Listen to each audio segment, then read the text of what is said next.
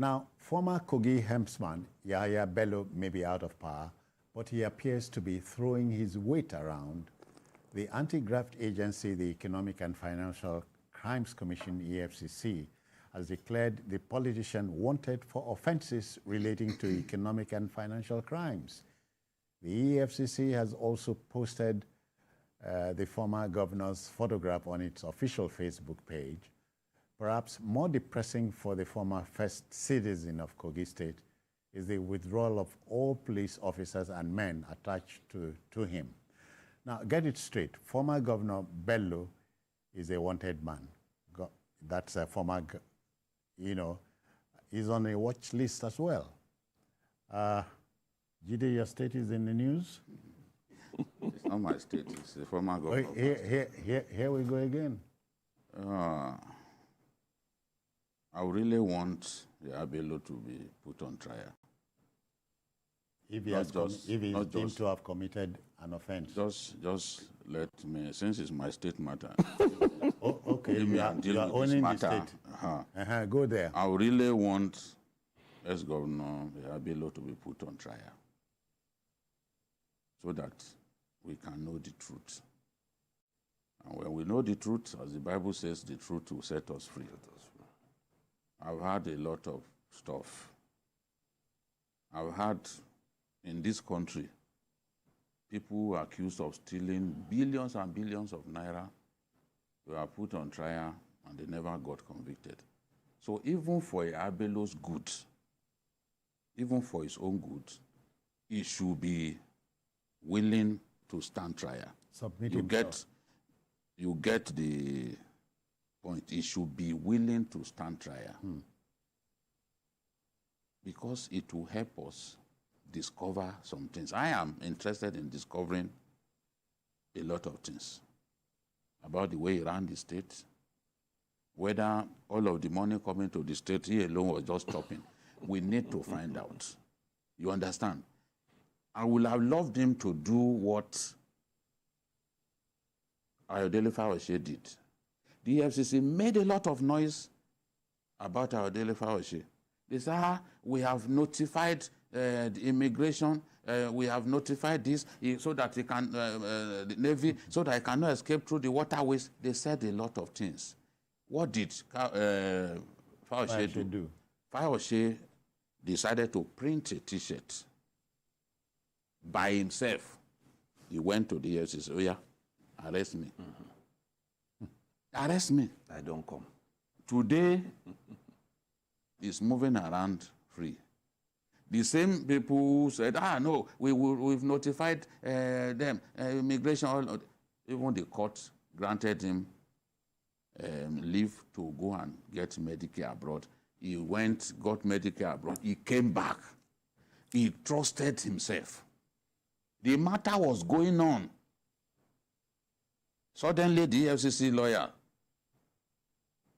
said the judge was biased. The judge had to recuse herself, and they started Fawashe's trial fresh. Fawashe is ready.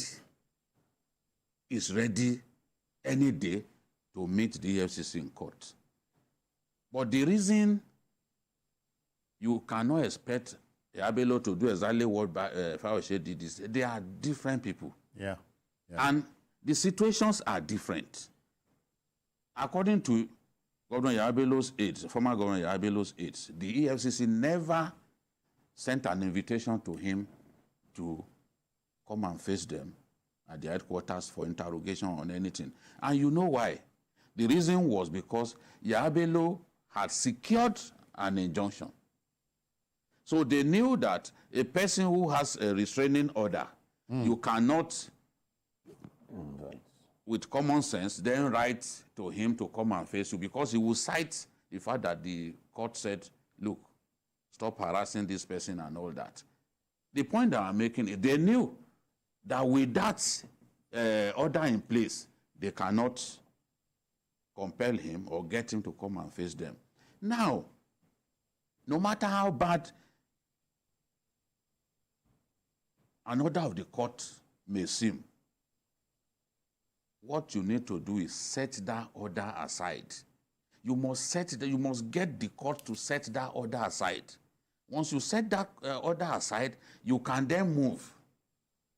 But if you appealed an order, and the judge is yet to rule on the matter, even the matter of service, they are yet to rule on it.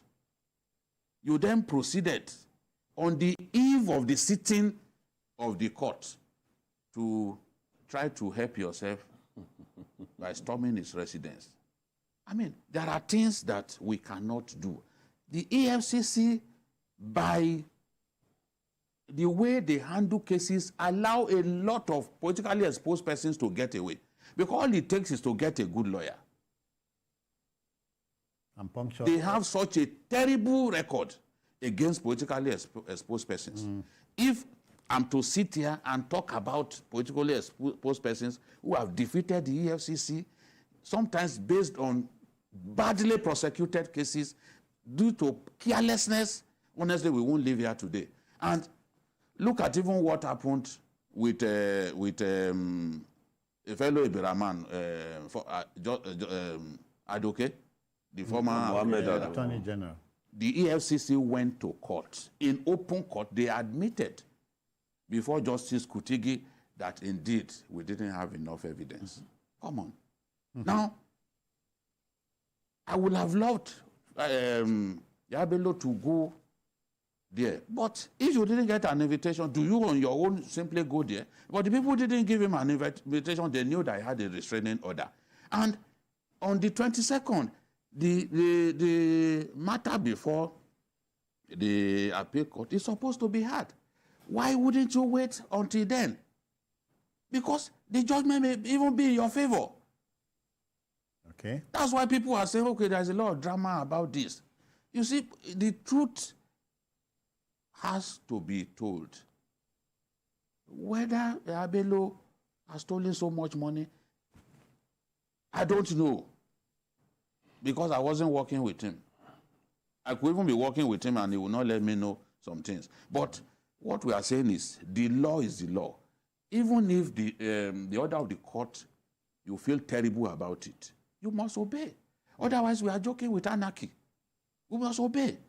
There are ways in which you can set aside some of those orders. We've seen people give such orders. And then you get a superior court to set it aside, and you then proceed from there. Yeah. So this is the thing. All of this drama and all that, I just don't get it. Because it's not, at the end of the day, if they are not careful, the person that they've told us told more than 80, he will get away. Because of the way they do their things. It's just funny. Doctor, in the past, we have, as he has said, we have seen prima facie cases being lost by the EFCC. So here we are again. So many of it. In fact, do you envy the EFCC chairman, Ola Olukayode? Well, with the way he started and the promises he made, this is not a good situation for him. And he's a lawyer. Yeah, he's a lawyer. It's a very bad situation for him. Well, he already admitted that a lot of the prosecutors in the EFCC, they take money from politicians. He said it. He said so. Abi, have you forgotten? He said so. He said so. He said so. And that is not good for the agency. Yeah. It's not at all. Like BKO said, April 22 is on Monday. Court of Appeal says, come. You have filed an appeal against a restraining order. Why don't you wait? Let's come on. I've read somewhere where even some senior lawyers said a court cannot prevent you from trying somebody or from arresting the person. I don't know where that came from. Because what we say to ourselves is, let's do it legally. Well, if a court can't stop you from arresting, why do courts issue arrest warrants? Because it's an opposite kind of thing. You must. Thankfully, we have a lawyer joining very shortly. Yeah. So we need to go back and see also that there have been such restraining orders. Yes. In the past. The Minister of Defense is enjoying one. Bello Matawale is enjoying one now. The court has restrained the EFCC from arresting him. I remember. For 13 years. Peter Odili enjoyed it. Unyesom Wike prevented EFCC from arresting the sitting governor in Rivers State through the courts. So many of them like that. Abdulaziz Yari, former governor, enjoyed the same thing. So the big question people are asking is, why the interest in this case that will make you not to wait? It was a few days. And then political meanings have been read into it. Yeah. The EFCC's lawyer is the lawyer of a political party that Yahaya Bello's party defeated in the Kogi State election. How did you even allow that to happen? Because these are things you must take into consideration. In some cases in the past, that was why they lost. Okay. The opponent of the person you are trying and whose lawyer you are using is also the FCC's lawyer. Yeah. You need to avoid such How do you things. reconcile this? How do you reconcile them? All right. Thankfully, we are joined at this point by a legal gentleman. He is a lawyer and advocate for good governance. Let's meet and greet Barrister Liboros Oshoma. I greet you, Liboros. Welcome. Yeah, I greet you, Citizen Jones, and I greet members of the panel. Thank you. So what can you tell us now? I have listened to members of the panel, and when anytime EFCC starts their Gestapo melodrama, I just laugh because for some of us that have seen the beginning, we are no longer entertained by this, melodrama that EFCC is displaying. Really. Gone are the days when we see FCC, visit in a Gestapo-like manner, politically exposed persons, and would think that, yes, something good is coming out of this.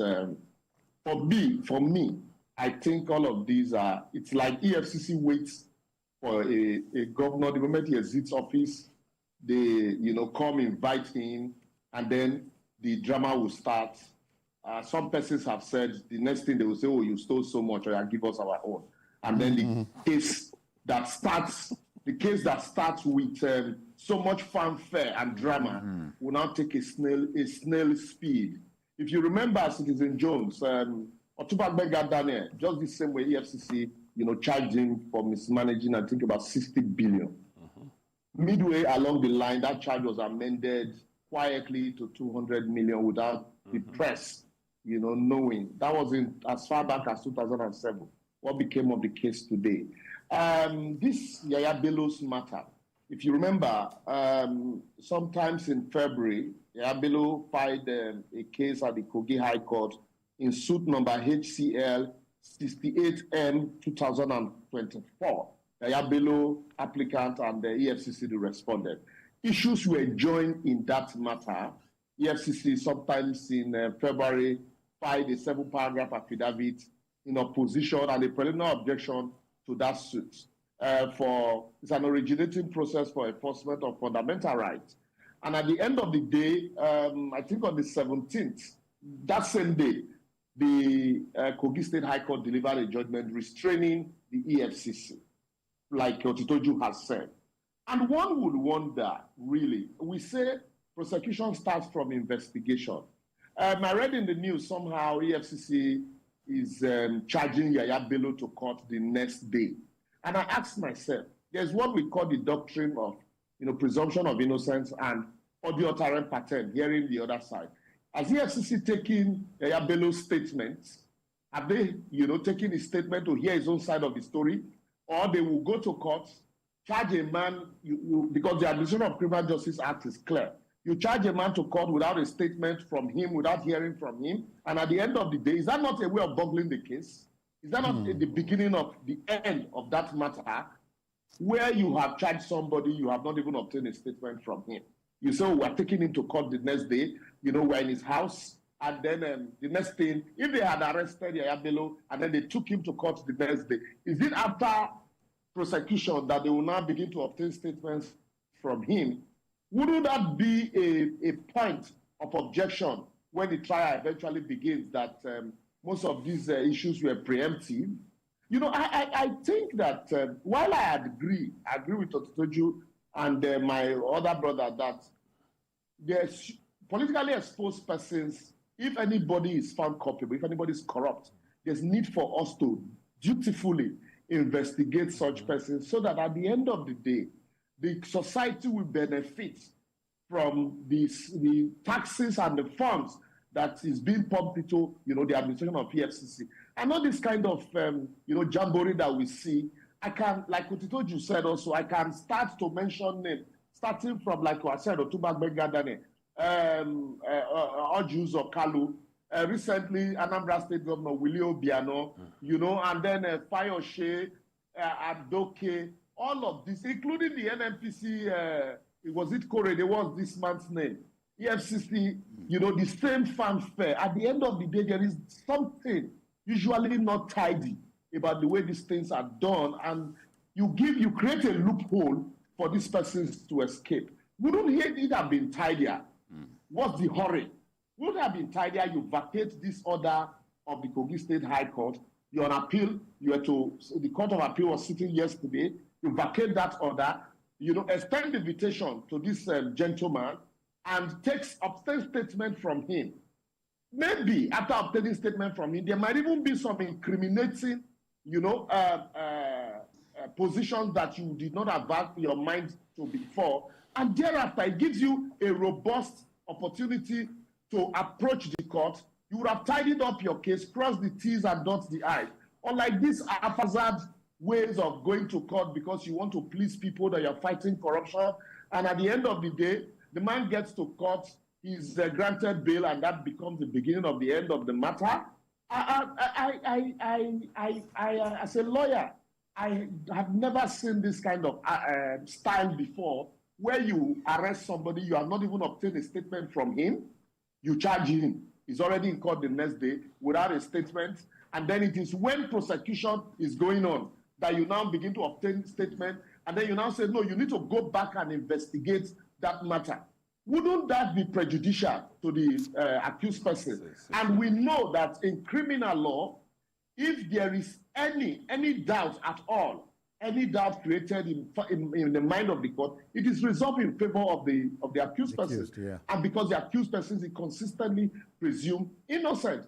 So I do not understand this style. There is no need, criminal prosecution, there is no statute of limitation to criminal prosecution. And that is why we consistently say prosecution starts from investigation. There is no need for this hurry, this fire brigade that we are seeing. I would have expected that no matter how much, no matter how long a former governor runs, if EFCC is ready to catch him, like their slogan says, they will certainly catch him. I also would advise Yahaya Bello and co, let them pursue their matters to a logical conclusion, and then discuss with his lawyers, who mostly definitely will be senior advocates, and then let them approach the court, just like Fayose had done. Approach EFCC from, I want to quote Ozekome. Ozekome had, consistently informed Nigerians that care to listen that EFCC is a paper tiger, and that he has taken them to court 11 times, and he has defeated them. Why? Because of these seemingly loopholes that they intentionally created. That is why the current chairman, during screening, would say that prosecutors intentionally frustrate cases. Yes. Even investigation too, with what we have seen now, it's obvious that with this kind of investigation, definitely such a matter will not go far. Liberals, let's look at this matter this way. There are some aides of the governor who are saying that because he had a restraining order, he felt that it would be disrespectful of the court for him to hand himself over to the EFCC. Do you agree that that action was right because he had a restraining order to not agree to be arrested? If you look at the body of that judgment, the courts, Kogi State High Court, if you permit me to read a part of that judgment, the Kogi State High Court, in granting that order, said, an order is hereby granted enforcing the fundamental right of the applicant to liberty and freedom of movement and fair hearing by restraining the defendant by themselves, their right servants or privy from continuing to harass, threatening to arrest or detain in any manner whatsoever, arresting, dealing, or persecuting the applicant on the basis of the criminal charge now pending before the Federal High Court, without prejudice to the powers of the said Federal High Court. Yes, there is a restraining order.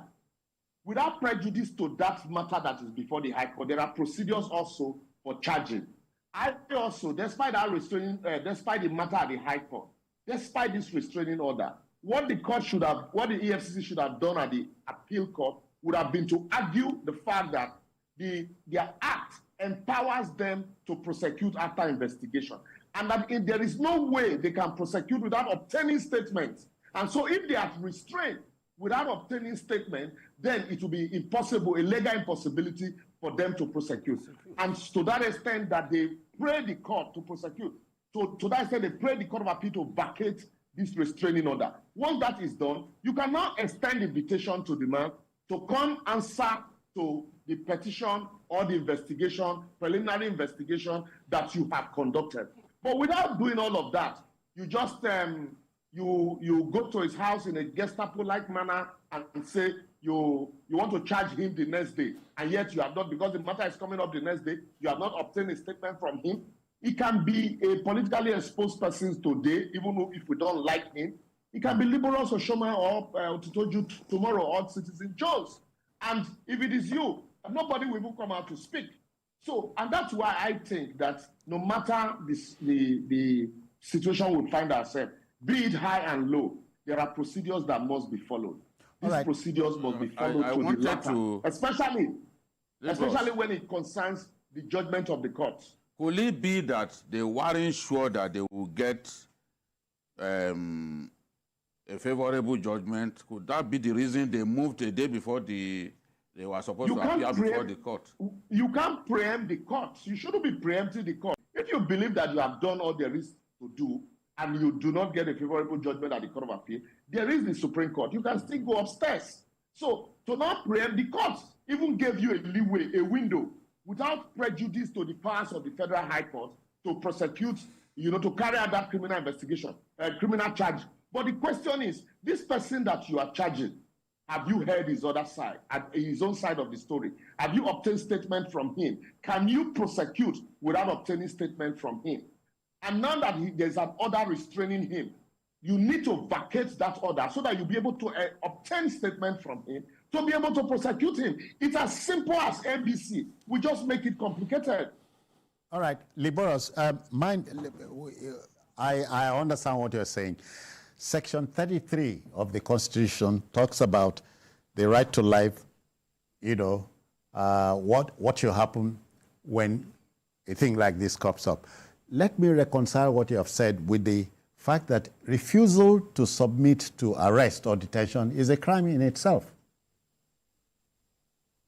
You see, the problem here is not refusal to submit to arrest.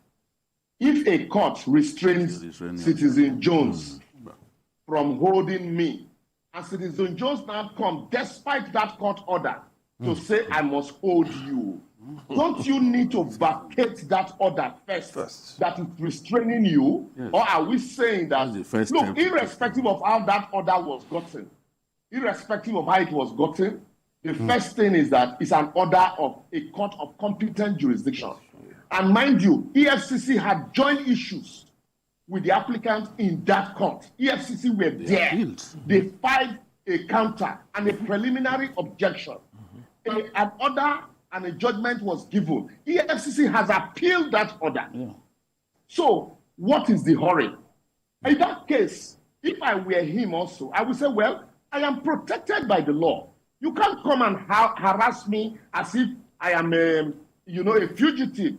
And despite the court, so if we cannot obey court orders, then why do we need to go to court? We should all resort to self-help. We should all fight. If there was no court order restraining the EFCC, dated on the 17th of February, I would be among those that would say, Yahaya Bello, go like Fayoshe, wear a singlet and say, EFCC, I'm here. I'm here. But as a lawyer, I am restrained on the ground that there is a subsisting order which has not been vacated by a superior court, and also by the procedures for prosecution, that you must obtain a statement from that accused person, except that accused person volunteers not to give any statement. Then it is recorded that the accused person was told in clear terms that he has the right not to say anything, and he volunteered not to stay, he decided not to volunteer any statement. So all of this will be recorded by the court. But a situation where you have not done this, you suddenly woke up after, mind you, since February, when the EFCC joined issues. They did not go to Yahaya Bello's house. They did not, even then they have admitted that they did not extend invitation to him to come answer. And then the man went to court and got an order. You were sleeping, he got an order. And now, all of a sudden, you remember, oh no, we have power. We even need to use the army to break into his house. Rocha Sokorocha, this same thing was done. Let me ask. They broke into his house. Let me ask. Yes, one of the reasons people usually give for not going to surrender themselves a lot of times is the manner in which they are interrogated and the condition. What do you say to our agencies on this? That's why I support the current chairman. From pillars I get, current chairman being a lawyer has consistently admonished, members of the commission not to be hostile in interrogating suspects, because these people are presumed innocent.